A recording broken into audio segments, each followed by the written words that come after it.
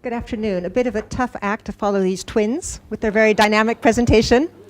I did not promise Bronwyn not to curse, and I did promise Danny to be offensive.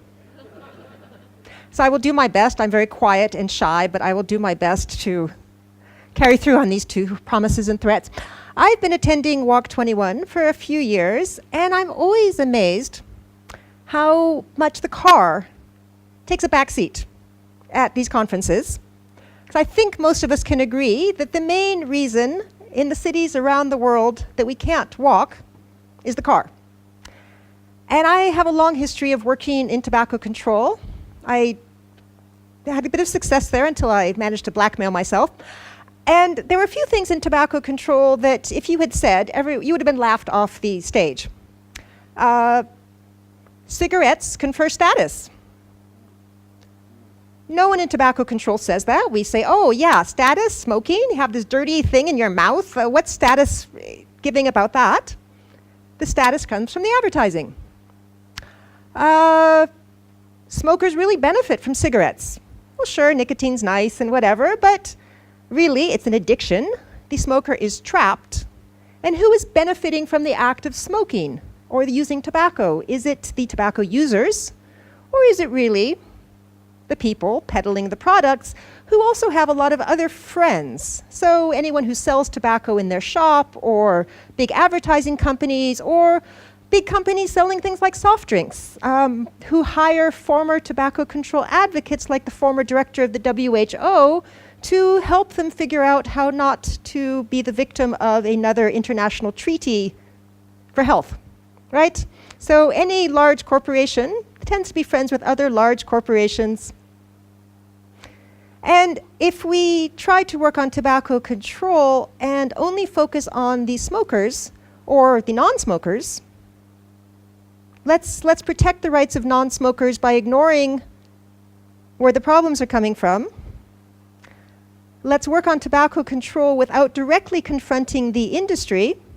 We would not have gotten very far. Now, we have a long way to go, but the fact that Victoria Health Promotion Foundation, I assume that's based on the surtax on cigarettes, right? So we have come a long way in tobacco control, and I think part of the reason we haven't come farther on walking is that we're reluctant to take out our swords and slash the heads off this three-headed monster. Wedded brother to the hags of hell! I only curse using Shakespeare, so you're safe.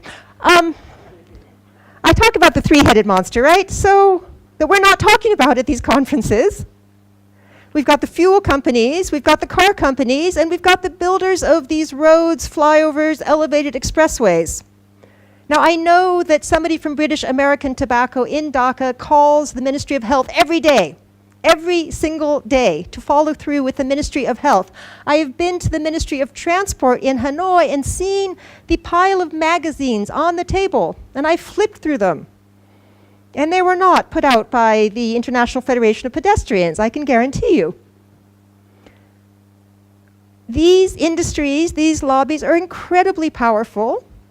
But what did we say when we started working in tobacco control? Oh, tobacco, that's going to be hard. The industry, it's so rich, it's so powerful, it has so much influence over our governments.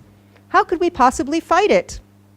And we could have been weak and cowardly and said, we'll just work around the edges. But we didn't do that. We decided to confront the industry and share our lessons, and we've been quite powerful. And I'm trying to convince more of my tobacco control former advocate friends to come over, because I think we have a lot of important lessons to learn about how to fight this three-headed monster, which I am quite convinced we can slay, because tobacco control doesn't actually get very many people excited. It's actually kind of boring. Let me tell you, I've been to a lot of tobacco control conferences. It is boring. I am so much happier going to conferences on transport, much more interesting. We're not just talking about health, the environment. I should talk about what we're talking about in the next slide, but we've got happiness that we are promoting, which is beautiful. We've got an awful lot of problems. Oh, is this not going to work automatically? Yes, here we go. We have an awful lot of problems. Some of the biggest problems we are facing in the world, now I actually do this to talk about car-free cities, but it also, of course, directly connects to walking, especially if we are willing to address that three-headed monster. The biggest threat, these are not in any particular order or size, the biggest threat is, of course, climate change. Separate from climate change, all these deaths from breathing the air, how insane is that?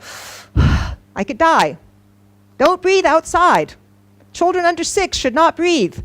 Craziness. We have the non-communicable disease epidemic, the obesity epidemic, people with disabilities who can't move around. We're wasting a huge amount of money, a huge amount of space, and a huge amount of time in order to create a lot of death and sickness and environmental disaster, and to have a really crappy transport system where we get stuck in traffic. Now, I hardly see how we could do any worse. Clearly, we could do better. And if we look at all of these issues, affordable housing, we have affordable housing for cars, but not for people. Could we not get more people on board when we show them these connections? I'm not going to go into this. Courtney talked about this yesterday. I was so happy to see these treaties come up and be discussed. I'm working on a document to show some connections among these and other treaties that car-free cities, or if you will, walking, we can address so many aspects. And government officials in Surabaya, we're talking about Habitat for Humanity and the New Urban Agenda, and government officials are saying we have signed so many conventions, not the American officials who don't sign any treaties, but the other officials, and they said, how are we supposed to implement them all? It's a bit overwhelming. You give us all of these conventions, and you give us all this long list of things to do, and you have a different lobby group for every single piece of every single issue.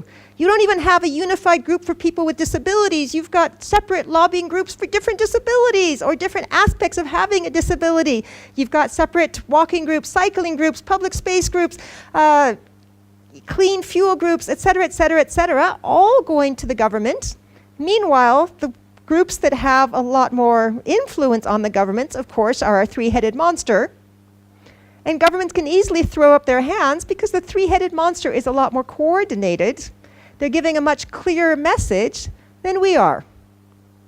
Now, I know it's hard to come together, but when we look at how much we could do, and I've challenged my colleagues, what other single piece of action could we take that would address so many different and really quite various issues across so many different fields?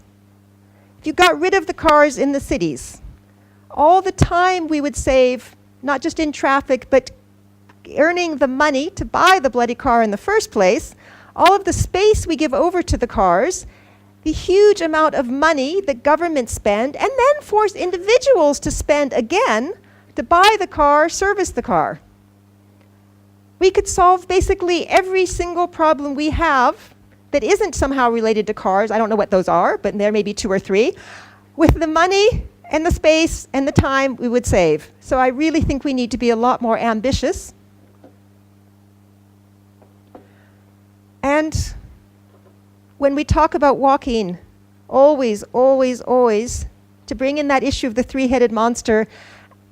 And remember, we're combating those really ugly industries with some really beautiful ways of life, really great cities that should get the public on board. And we know from the tobacco control movement, you need the public, you need the media, you need smart advocacy, you need the research, the data. I think it was this morning, talked about data. You need all of these things, but it's going to be so much easier to get people excited about this than about a smoke-free pub. So I'm going to end early, but I hope that we can get some more fighting among us. Because as we talk about partnerships, I also want to say we have to be careful who we partner with, because partnering with the three-headed monster is not going to help us solve our problems. Thank you.